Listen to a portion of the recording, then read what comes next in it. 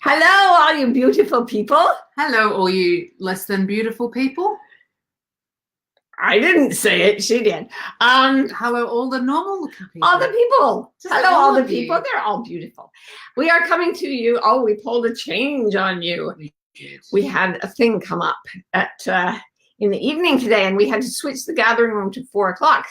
So I don't know if anybody's going to show up today because, you know, you go switching the time to 2 hours early at the last minute. Oh, here's Alexa! Woo-hoo! Hi, Alexa. And Kathleen. Hi, And Kathy. Donna caught the email. Hi, Kathy.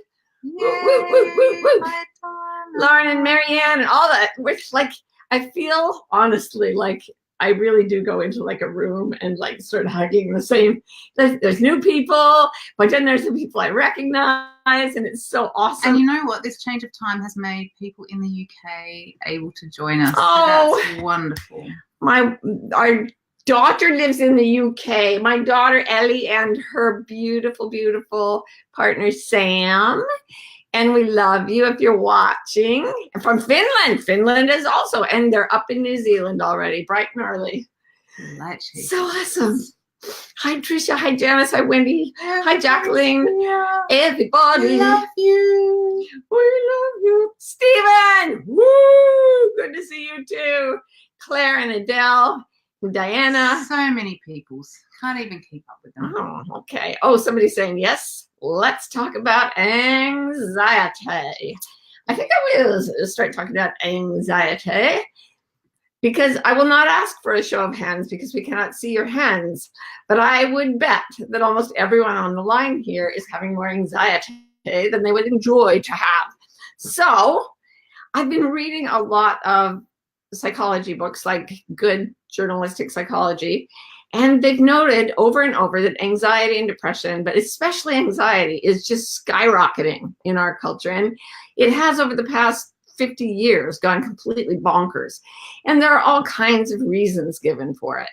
It's because of I've given the reasons, the same reasons, because the pace of change is accelerating. It's because everything is unfamiliar. It's because people are getting so much more information about things that cause anxiety and all of this stuff. There's also the argument that nobody talked about anxiety until the word was popularized in the mid-20th century. And then a bunch of people went, oh, yeah, now there's a word for it. I totally have that.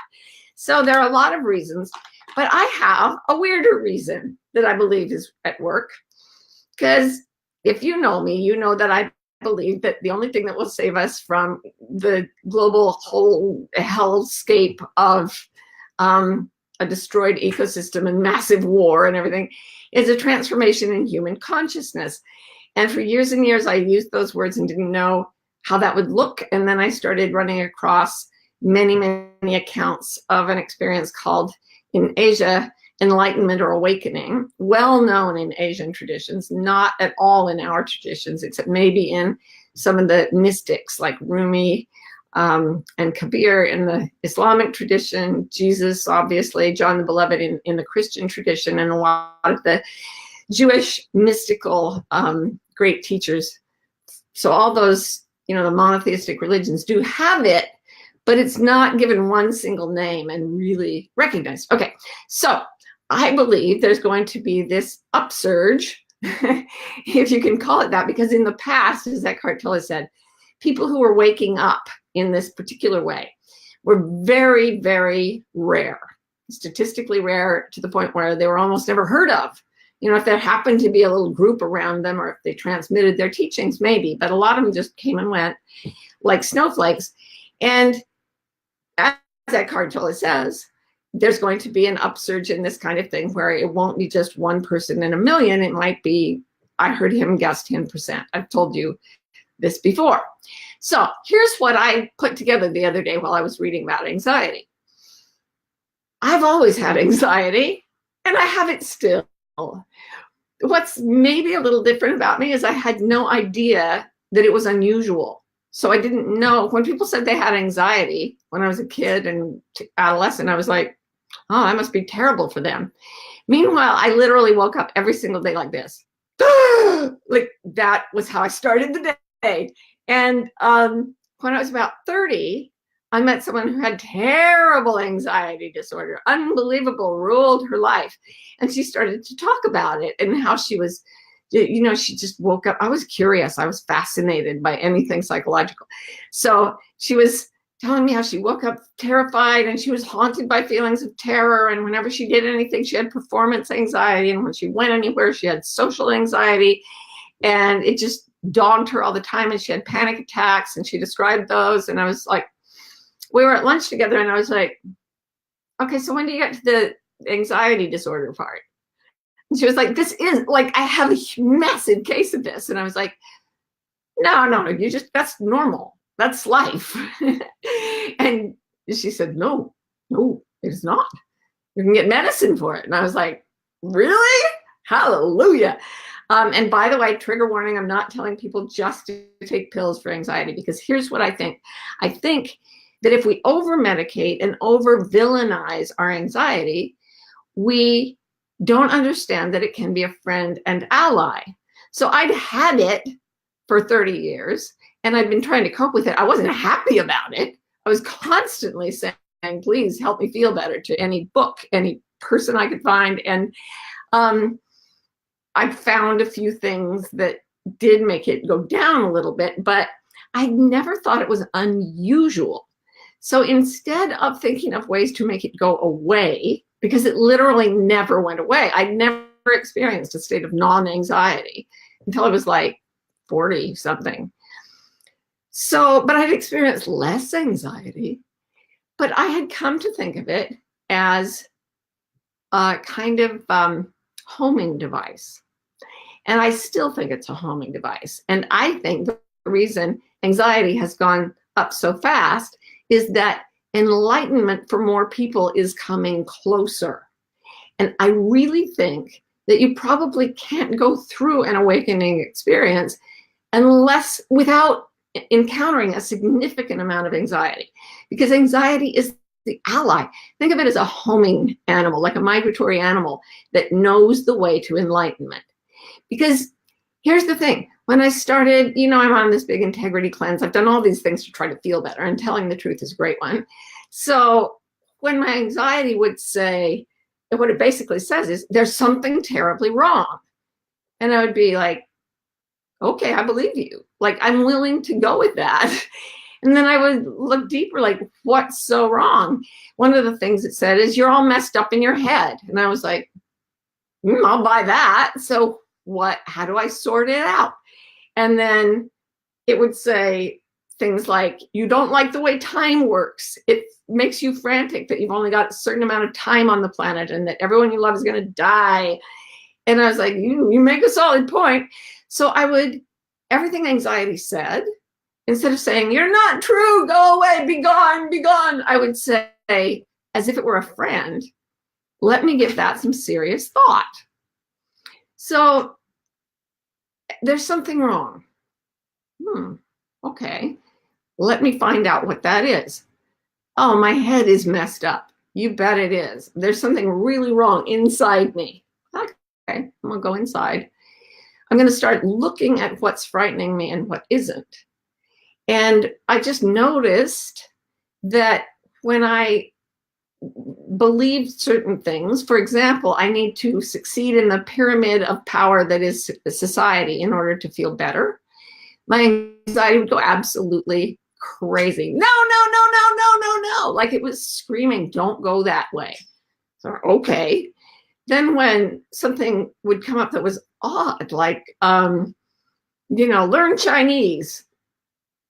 Okay. Like I would literally do anything that my anxiety was asking me to do, because I considered it a very sensitive migratory animal that was trying to show me the way. So imagine if you've got anxiety, imagine you've got a beautiful migratory animal like a goose. We get a lot of Canada geese that fly overhead here, and they didn't really migrate this year. They kind of hung out in the yard and then went back to Canada or something. We had a lot of them. Anyway, they're majestic creatures, and they go by, and they can travel higher up in the atmosphere than almost any other animal, and they have this amazing ability to find their way, like all migratory birds do, or insects, or mammals, or fish for that matter. Yours could be a salmon. Your anxiety could be a salmon swimming back to the place of its birth. So that's the key, is that you see it as wild, number one, and number two, as a migrant, a homing device that is inbuilt. And so the wildness of it means that it can never be tamed. It will always be sensitive. So I've cited that study that was mentioned in the New York Times, I think like a year ago, where it said that this cluster of traits, high anxiety, high intelligence, and psychic ability, they tend to cluster together. So your high intelligence, your high anxiety, and your psychic ability, put that in your goose or whatever it is. Do swans migrate? That would be more majestic. Or you could make yours a tiny little sparrow that goes from England to South Africa every year and then back. That's pretty amazing. So it's so wild, you will never fully domesticate it. And this is the other thing, that people try to make their anxiety go away, and medication can help. And I absolutely, if you are on a medication given to you by a health professional and it's helping you, absolutely, I have nothing against that. I'm also not trying to tell anybody they should be on medication. That's not mine to know. That's yours, your doctor, whatever. But if you medicate the animal too much, it can't migrate. And if you medicate it too much, it won't be wild. And wild is good. Wild doesn't have to be bad.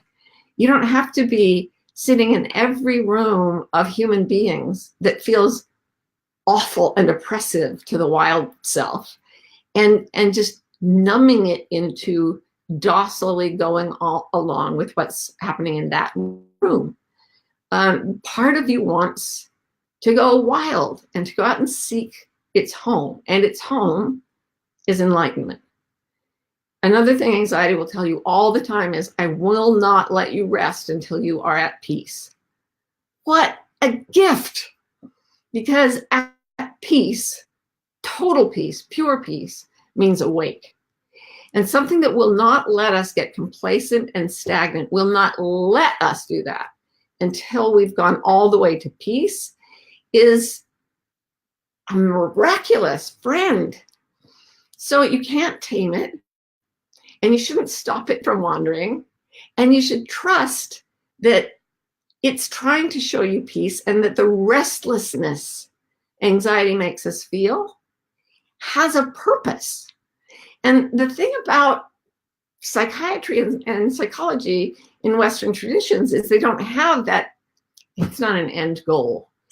Enlightenment is not an end goal. Awakening is not an end goal. Awakening or enlightenment is a state that you already have, the state of knowing what is true, the state of knowing that you are eternal, the state of knowing that, you know, whatever you believe the spiritual to be, there's something beyond mere materialism that is essential.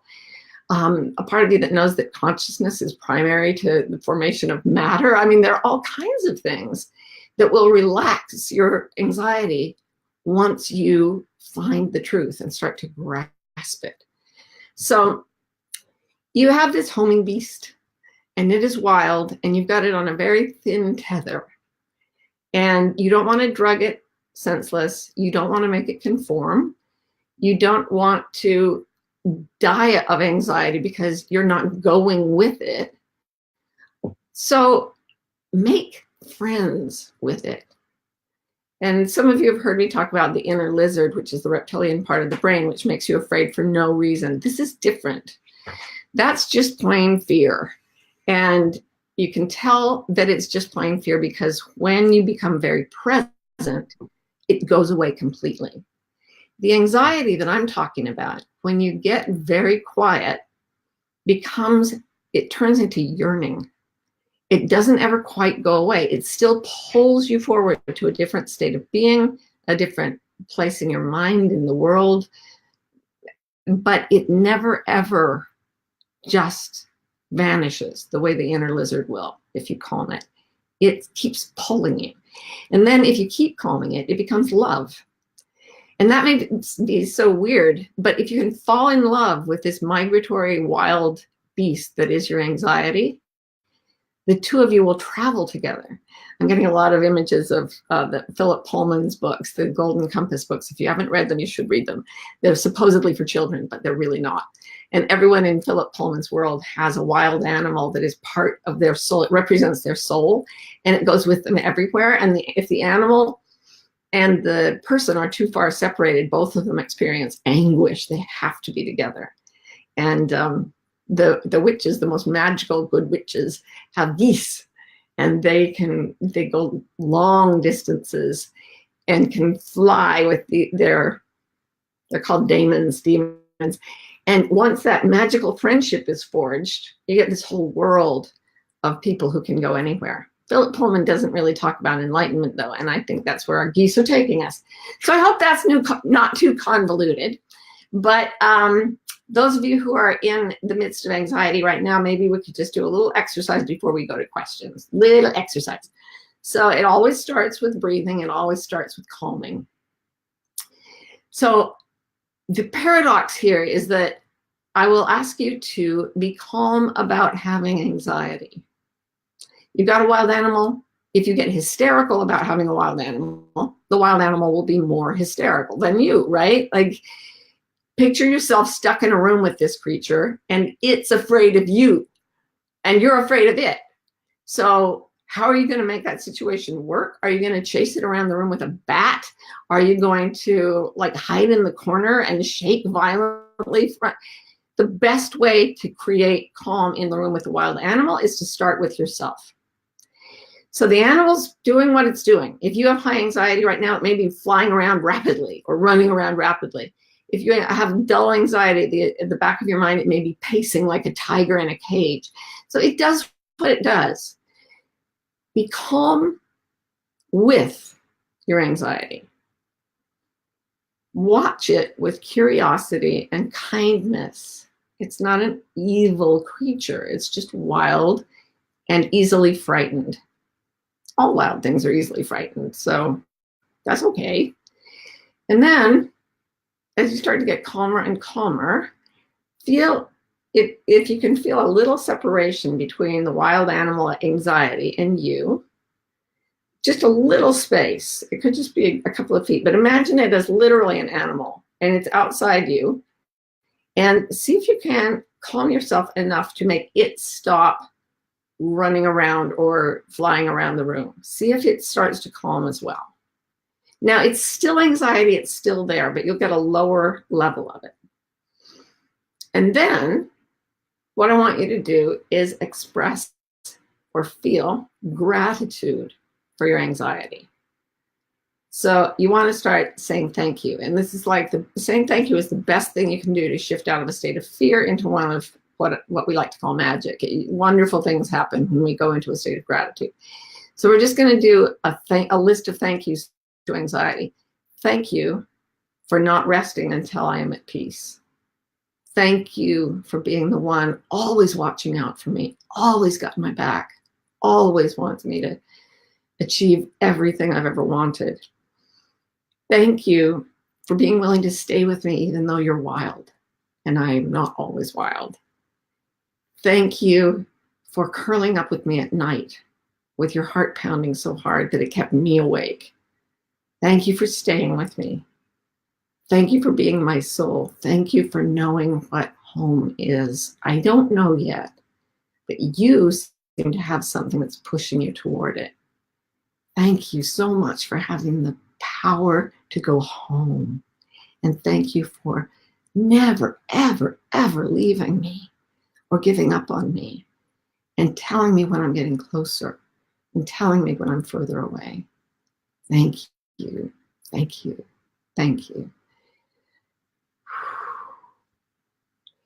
Now, this is a really weird paradoxical state to hold, because the ideal thing is not to make the anxiety go away, but to hold it with love and respect.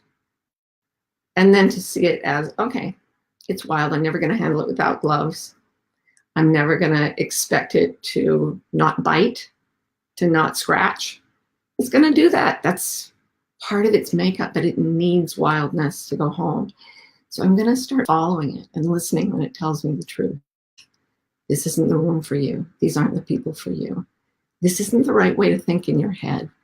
You know, find your way out of these thoughts. Use whatever comes your way, whatever modality comes your way to make me calmer, but then follow me, come with me. And you can have a very rewarding relationship with a very, very wild and dangerous animal that is you. So that's how I hold my anxiety, and it never goes away. But as I read about it, I'm like, here's the weird thing. I almost never suffer from it anymore. I have it. I just don't suffer from it. Even when it scratches me, I'm like, well, that's the price of owning a goose.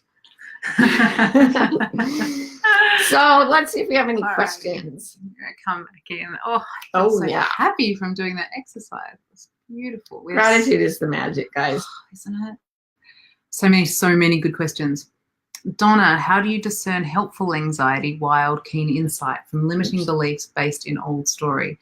How can you really know to seize anxiety that can move you forward and let go of beliefs that keep you stuck? The beliefs that keep you stuck feel stale and noxious. They're so repetitive. They are like this drumbeat of the same damn story. And almost all of us create little balls of related stories around our particular issues. So, you know, one of mine is, I'm not good enough. I'm not good enough. I mean, it's so boring. When you go to the Byron Katie School, there's an exercise where everybody like boils down their worst fears, and then everybody reads them, and they're the same. And at a certain point in my school, Katie just looked at us all and she goes, isn't this boring? Like, anxiety is this fresh, bright thing that compels you to do something different. Noxious old stories are repetitive and deadening. They just make you feel dead. So if you're repeating something, it's basically something you need to get rid of. And anxiety will tell you, get rid of that story. I hate it. It will actually be a helper in getting rid of this story. Cool. I'm not going to put it up because it's long, but Karen has a question about whether the experience of anxiety and depression are products of our culture and whether Indigenous tribes have that as well. My experience of people in Indigenous tribes is that they had plenty of anxiety. They had full panels of emotions, and I've actually come to see it as kind of I don't want to use too strong a word, but a kind of arrogance for modern people to say, yes, we have emotions that didn't exist out in nature. No, those things all existed out in nature, but here's the difference. When you're in a forest and you're alone and everything's wild and there are carnivores and snakes and things like that, you become very alert and you use your anxiety as a useful ally. The thing that's different about us is we have so much luxury. We have so much safety that we sit around pampered and let our anxiety create stories instead of allowing it to help us pick out what's dangerous in nature. When I go to Africa, you'd think that a lot of the Africans there didn't, like the trappers we go with who are Shangaan, from the Shangaan tribe, that they have no anxiety because they're so still. But if you talk to them, they're just as sophisticated emotionally and psychologically. They've handled it better. That's the honest truth. They have those sensations and emotions, but they use them because they need them. And in a setting of nature, boy, your anxiety will help you pick out what's dangerous. And then it will tell you, don't get upset about anything else because you need your attention in the now to fight not to fight, but to encounter what's really here. Yeah. That is brilliant. Great question, though. Yeah. Adriana asks, is anxiety and panic attack the same thing? Not exactly. Anxiety is a feeling of fear and unease. A panic attack is a full-on physiological experience where you feel like you can't breathe, or you may feel like you can't breathe. You may feel like you're having heart attack symptoms. You may faint. I had almost a full-on panic attack last week at a point where I hadn't slept for almost 3 days because of travel. And it was so weird because my fear was going crazy over some random professional issue. And there was no gas in the tank. So my physiology was trying to create a panic attack, but it was too tired. So I was like watching it going, I was like, I should be having a full panic attack, but I can't get up the energy. And then actually Ro talked me out of it. And that's another thing that anxiety will do, and even a panic attack will do. Keep a list of people to call, because we're not waking up alone. I used to think we could, and a lot of people have in the past, but now I believe it's kind of a communal experience, and that there's a team of people waking up together. And one of the things anxiety will do is drive you into the arms of other people who are like yourself and help you find them, force you to find them. And that's the best thing for dealing with a panic attack. And panic attacks can go, they're not pleasant. But even they, when you watch them, aren't nearly as terrifying as when you try to fight them. Yeah. Yeah. Anne-Marie asks, is there a difference between anxiety and what you have referred to as ants, automatic negative thoughts? Yeah, anxiety is an overall feeling like that, right? That's not a thought. It's a sensation, it's an emotion, it's a physiological reaction. It may be based on thoughts at a certain point, but even a baby can feel great anxiety, right? Without any language. An automatic negative thought is what you make out of the anxiety. So, for example, the friend I was telling you about said, this is horrible. I must not feel this way. And I think that we really do. We are so used to feeling good. We have so many ways to feel good in our culture that we're like, oh, I'm not supposed to feel, this is unpleasant. I am not to feel this. This is wrong. This is wrong. This is wrong. That is a story. I'm not supposed to feel this. That's a story. It's an automatic negative reaction to a state of unpleasant emotion. But if you're in meditation with it, you'll see, oh, there's all these thoughts. I'm not supposed to feel like that. I've got to make this go away. I'm going to die if this goes on. I'm never going to get free of this. I can't tolerate this. And they're all automatic negative thoughts, and they all just march across your mind.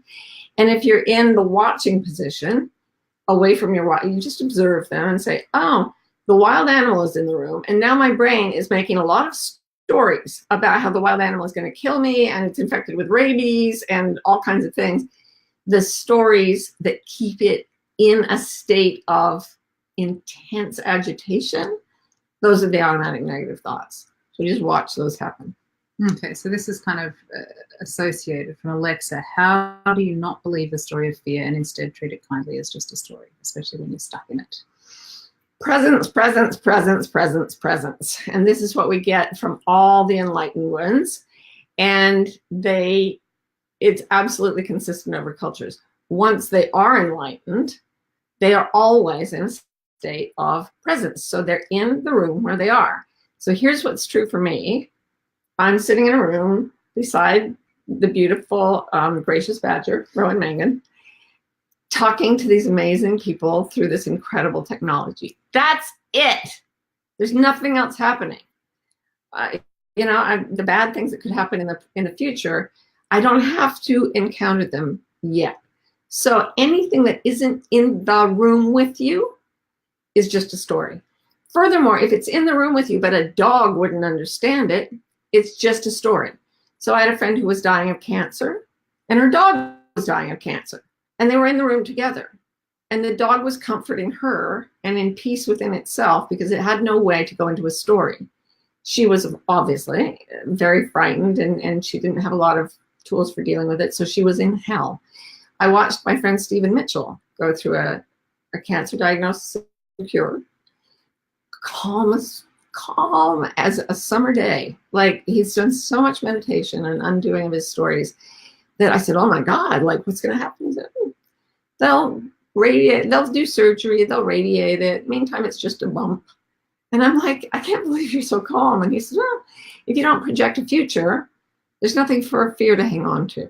And right now, he said, I'm just on the phone with you. What else is there? Nothing. And so I've seen somebody besides, like Byron Katie had this event where she was enlightened. Stephen didn't have one of those. He just worked on it until he got to the place where even something as frightening as that didn't get him perturbed at all, which is a nice thing. Yeah. I don't know if he had a lot of anxiety to begin with, but the interesting thing is that whether or not you're geared for high anxiety, he did. He wrote it in his memoir. He had really high anxiety before he became a Zen monk. But it took hundreds and thousands of hours of meditation to change his brain. And in the meantime, he had a lot of emotion. He just didn't pay that much attention. He did pay attention. He just didn't believe it. So that's where life finds me right now, too. Fully equipped with anxiety, but not afraid of it, and kind of loving how it's trying to wake me up, and really, really grateful. I love the wild things. I love the wild things too. And I love those wild things of you who are out there, whose names I've seen, who are going to be joining us in our immersion stream of Right Into Light.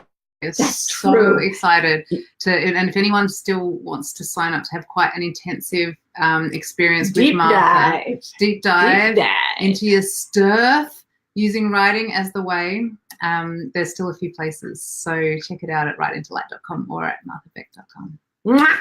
We love you. Love you. Thanks for showing up early. For all those who didn't catch us live, we love you. We love you all. We love you all. We love you all. Yay. Bye. We love your anxiety. Be nice to your geese.